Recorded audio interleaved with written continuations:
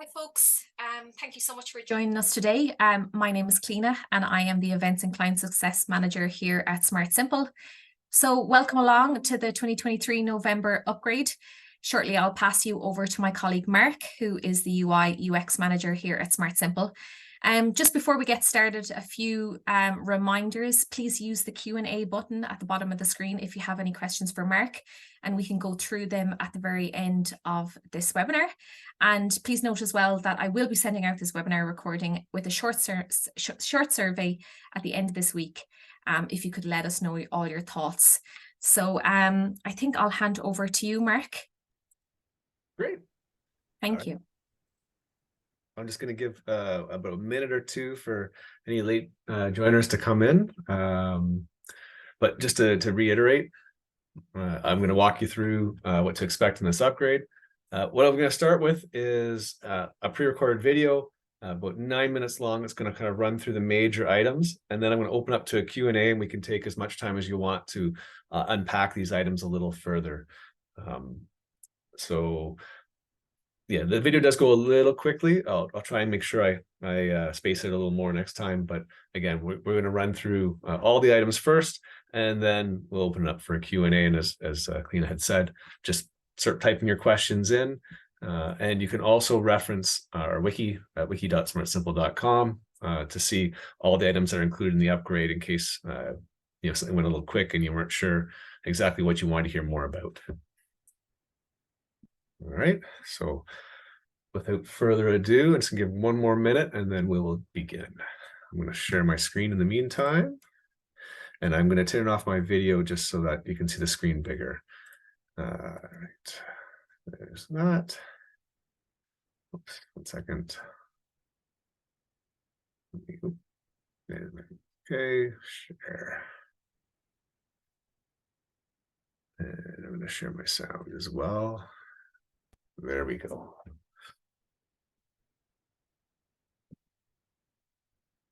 Okay. All right. So I'm going to begin sharing now. With an overview of what to expect from this upgrade. More information can be found on wiki.smartsimple.com and click on the upgrades link. The upgrade dates are listed here. The key release is generally for clients in North America. The global release is generally for all clients, including those with managed dedicated environments. Upgrades occur every 4th month.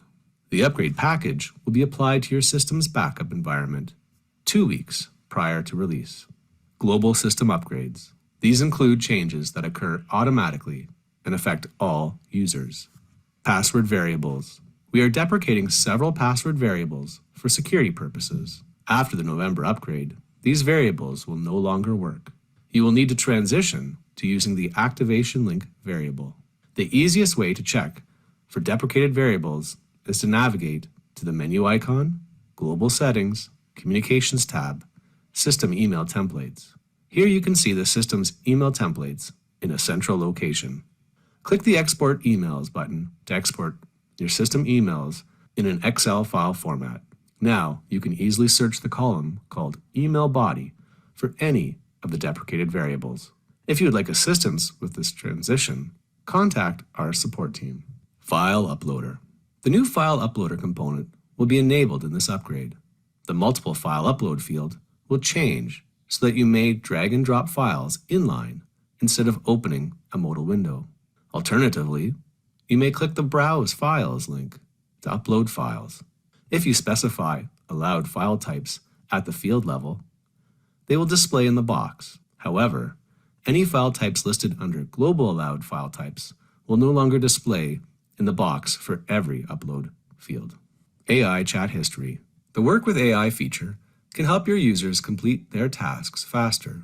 Users can easily pick from templates you define to do things like summarize, translate, or give suggestions for improvement, all from within your system. In this upgrade, the conversations between users and the AI are now logged. Simply go to the AI chat history and click on the desired session to see that conversation. U.S. Census data. If you'd like to see U.S. Census data, such as age, income and education based on a location, you can easily surface that in the left navigation of organizations, users, and UTA Level 1 records. In this upgrade, we've updated the census data to include up to 2022. On-demand system upgrades. These include optional features and changes. AI translations. For clients running multilingual programs, we added a quick and easy way to translate elements such as the custom and standard fields in your system. If enabled, switch languages and then navigate to the desired record, and the AI will begin translating captions that have no translation. This process will run in the background. You may continue to audit and change the translations as normal. Candid demographics.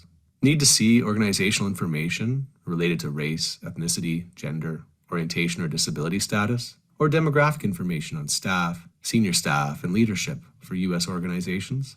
We added an easy way to see candid demographics data visualized in the left navigation of an organization record. You can also do a side-by-side comparison of the current organization with another organization. Status color. You may choose to color code your records in list views using the status color. If you do, you will see a small color bar on the left. Optionally, you may show or hide the type icon. In this upgrade, we added a new option to add color to the status column background, so it is even easier to differentiate records by color. The font color will change to white or black based on the color chosen in order to improve contrast. This new option can be enabled at the list view level. Conditional display order. If you ever wanted to use the same field across two types of applications, but you wanted the field to appear in different locations, now you can, using a conditional display order based on type. Toggle on the new setting, choose the type, and enter a display order. Smaller display order numbers will appear closest to the top of the page.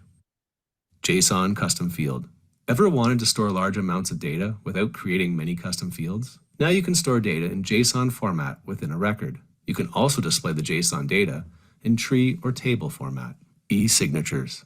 As part of your document agreement or approval process, you may wish to use an e-signature provider, such as Adobe Sign, DocuSign, SignEasy, or Signority. In this upgrade, we added a new e-signature integration with OneSpan. If you are using Adobe Sign, we also added a new setting to send a cancellation email to signees when the signing process is canceled from within SmartSimple. Loading list views faster. We have added two options that you may use to load list views with many records faster. First, you may enable Quick Load at the UTA level now. Quick Load loads a list view without a total record count and disables sorting on the column headers. If you enable Quick Load at the UTA level, you may still disable Quick Load at the list view level. Secondly, we added a system-wide setting to only load records after a search is run. Now, when you navigate to a list view, you choose your criteria, click Search, and see the results. This is a system-wide setting, but is not applied to portal list view sections, sublists within a record, linked record lists, shortcuts, smart cards, or personal dashboards. Question Set Builder. The Question Set Builder gives non-global admins the ability to create custom fields that appear on the level 2 of a single level 1 record. In this upgrade, we added an easy way to see the Question Set Builder responses on a level 2 list view within a level 1 record. Here we see the setting to show a question in the list view. If I navigate to the sublist, I can see the responses from the level 2s. This must also be enabled at the list view level. Invitations. Invitations are a great way to invite someone, like a co-applicant or reviewer, to contribute to an application. Simply enter the contact information and send that person the invite. In this upgrade, we added the ability to trigger a workflow if someone declines an invitation. This makes it easier to take an action, like notifying a specific user. Workflows. In case you wanted to send a copy of emails to an internal mailbox without exposing that email to all recipients, we added the ability to blind carbon copy an email address on workflow acknowledgement tasks. Last login. Ever wanted to see when a group of users last logged into the system? Now you may create a list view that displays the last login date of users. You may also use the last login date as criteria in the advanced search. Search reference. Ever want to know where a custom field is in use? On the Custom Field Settings page, click Search Reference. In this upgrade, we now show which list views contain that custom field. Consumer creation buttons. If you are creating records in one UTA from another UTA using a consumer creation button, we added an easy way to disable consumer creation buttons with an explanation. For example, you could easily restrict people from creating multiple applications for the same user or organization and display a custom explanation when the user hovers over the button. File download log. You now have the ability to monitor the number of files users are downloading. If enabled, you can filter results by date range and export this information.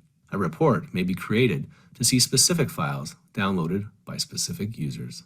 Secure session validation. If you have users with an unstable IP address that are getting logged out of the system, you may bypass secure validation for specific IP addresses. In this upgrade, we have added the ability to target a range of IP addresses using a dash and an asterisk. Notes for system admins.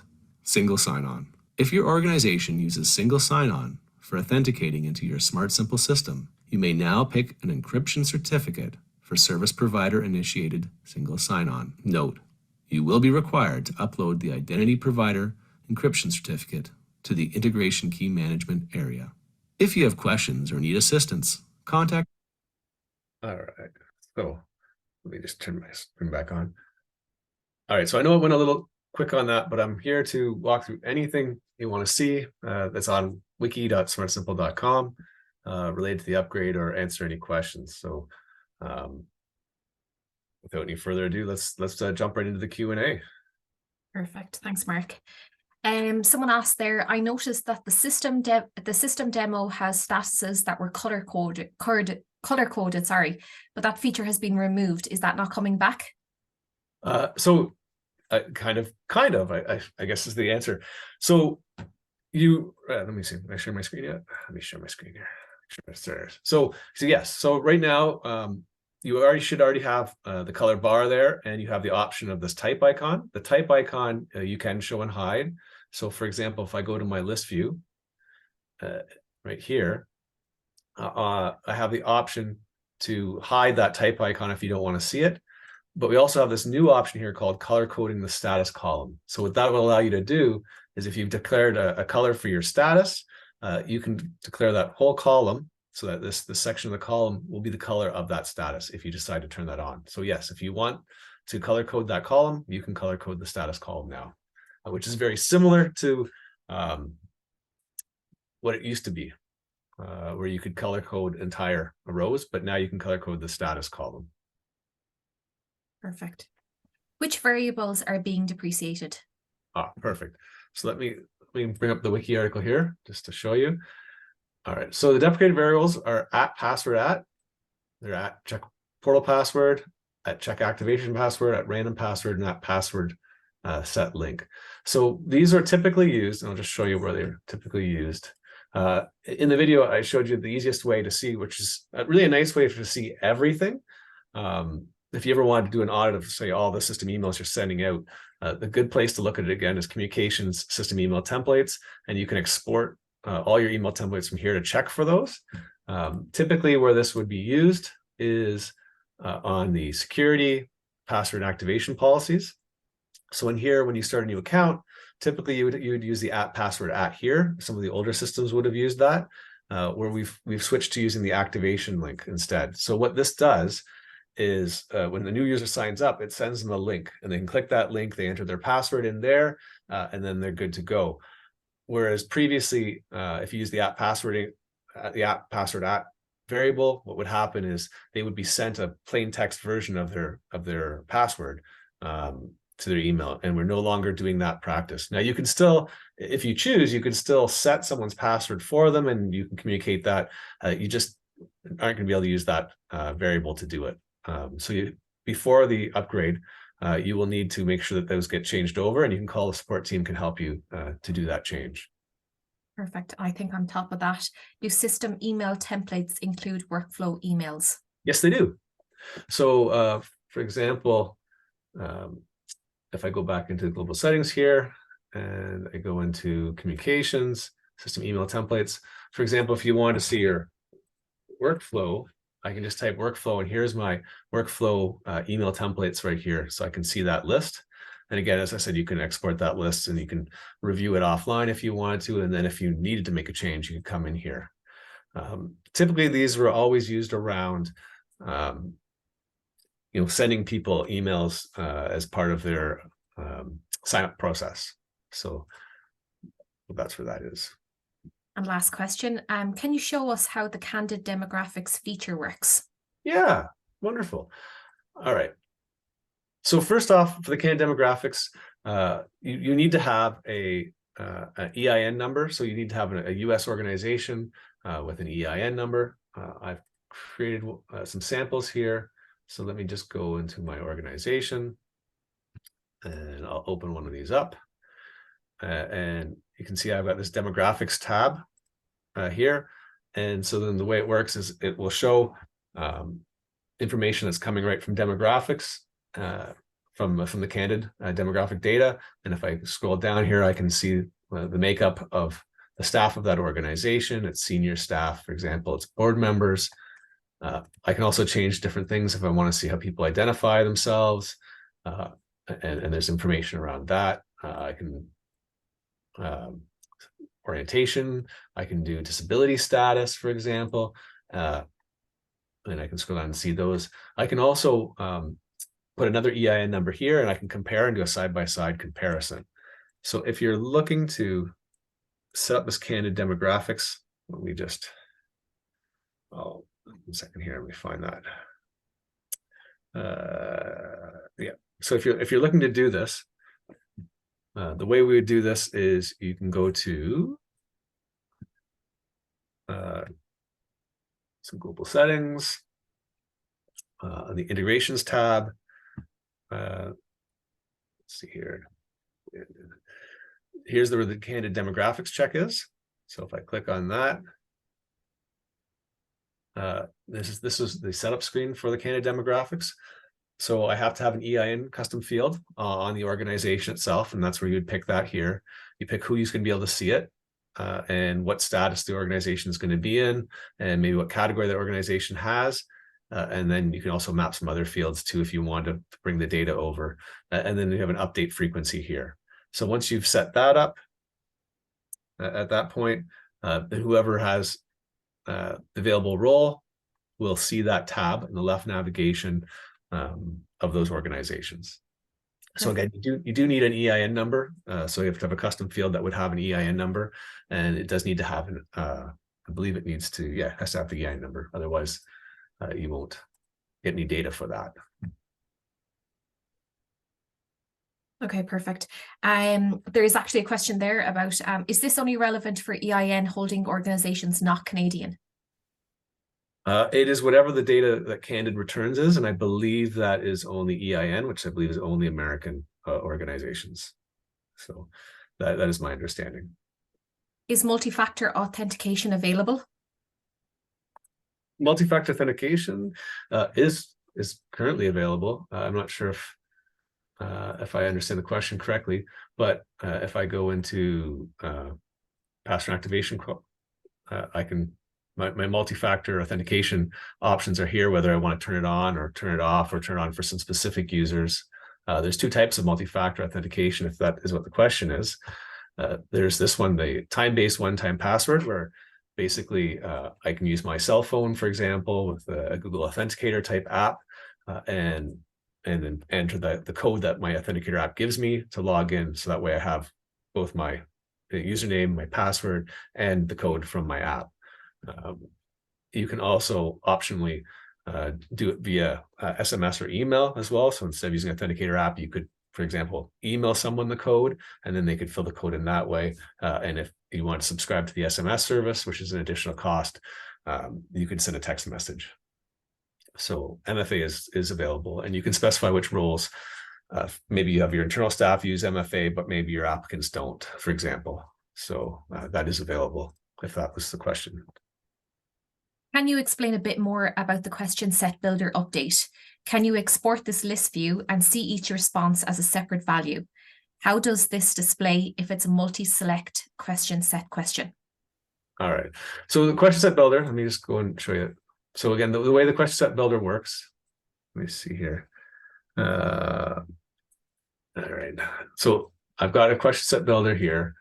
Let me see right here. So the whole idea here is I'm on a level 1 record, and I can create multiple custom fields based on here. And I'm not a system admin doing this. Any user can, in theory, create these with their permission to do so. And once they do that, when I go on to the level 2, those questions will appear here where they can answer them. And then if I go back up to the level 1 on the list view itself, I can see those questions because I checked them off on the question set builder itself. And then the second setting, which I didn't show in the video, but I'll just show you now, is in the list view builder here, there is an option to include question set. So if I want to include the question set in that level 2 list view, I can include it this way. Now from here, I believe, I didn't check, but I believe you can export this if you wanted to. So yeah, I could enable export, for example, on this list view. I haven't actually tested this part, so I'm fine. I'm going off the fly here, but in theory, let me just reload this frame. Yeah, so there's my export. So in theory, I can just export this right now. And let's open that up. And my Excel is just opening off screen. 1 second. So yeah, there I've got stuff right there. So I was able to export that list, for example. So the answers of those question set questions, I was able to export that. You want the next question? Yeah, I mean, if there's a follow-up question, just let me know. I think not to that one. Can you go back to where we find the list of variables that no longer will work in templates? Sure. So the best way to find these, I mean, they can be in different locations. So the best way to find these is if you go to global settings, communications, system email templates. This will show a list of all your system email templates. And from here, you can export that list and do a quick Control F to find whatever you need. The other way of doing it is much more laborious because you would, as I said before, I go to global settings, I can go to security, and then here's where I could find, under activation emails, here's where I would find the new user email that would use it. Here's the password reset that would use it, for example.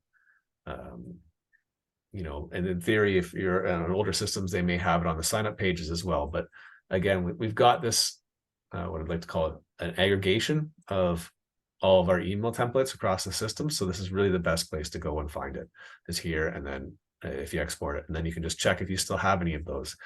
And if you want to see again what the deprecated ones are, we actually have a whole separate article about it. But they are listed here on wiki.smartsimple.com. I'm just going to back up and show one more time too. So if I go to wiki.smartsimple.com, everything I'm talking about is under upgrades. So if I hit the upgrades, and then I come down here, you'll see these are the ones that are being deprecated. So if you are using any of these right now, do reach out to our support team for assistance to transition them. And the best way to check would be just to export your system emails and just do a Control F for those. Perfect. And a follow-up to that is, where's the list of variables that are deactivated? Yeah, that is this list here. And so what's going to happen, just when I say it's deactivated, what's going to happen is that if any of these are in use after the upgrade, what you will see is they will actually render just like this. So it won't actually send the password in plain text anymore. You'll see @password @. And so if you see that, you know exactly that is that one needs to be transitioned over to the activation link. And we do have an article right here, password variables. And if you go to that, there's more information right there, kind of got a step-by-step. Again, explains this as well. And we did list that, you know, it's in passwords and signups. But again, if you just go where I did, that's the easiest way to see all your system emails in one place and double check if that is something that may affect you. Newer systems shouldn't be using the older one anyway, the @password @, but just to be safe, I'd suggest you go here and just double check. Perfect. And then we've 2 questions then about the JSON field. So can you show us more? And then examples of when it is recommended and when it is not. All right. So let's start with the JSON field, because yeah, I didn't really give it the limelight it should get. So this is actually quite a really interesting new field. So basically, if I open this up, I can put information here. Now, this is a simple JSON that's going to make like a table, but you could have all sorts of information there. So instead of creating like a whole bunch of different fields, what I could do is I could just put a lot of maybe historical data. So maybe I transitioned from another system, or I have a bunch of historical data around this organization or something. I don't want to store it as individual fields. I could put all that information into this JSON field. And it's a really nice way of storing it. I know one of the things that we're working on, and I believe we talked about it at Elevate in Boston recently, was, for example, I can upload a document to multi-file upload, and then I could have it parsed by the AI and then have it place that information, for example, in this field. Or I could even create custom fields based off of a document, or there's a whole bunch of possibilities around this. So what I really suggest is just kind of stay tuned to this. It's a really good kind of online storage of data in the JSON format. And there'll probably be more to come, especially from the product team, with more communication around this. So it is a new custom field type, lots of possibilities there, and there's lots of exciting things going to be coming around it. Can you explain a bit more about how the AI parses uploads? That will be probably explained later, and probably there's a separate communication, or certainly we'll go over it in the next upgrade. But yeah, we will be saying more communication about that and talking about that more in depth. Thanks, Mark. That's all the questions. Thank you so much again for all your questions today, and thank you to everyone who attended. A reminder as well, again, that this recording will be going out sometime at the end of this week. And if you could answer a small, short survey to go along with it as well, so we can improve and do better for next time. Thank you, Mark. Thanks, everybody. Bye, folks.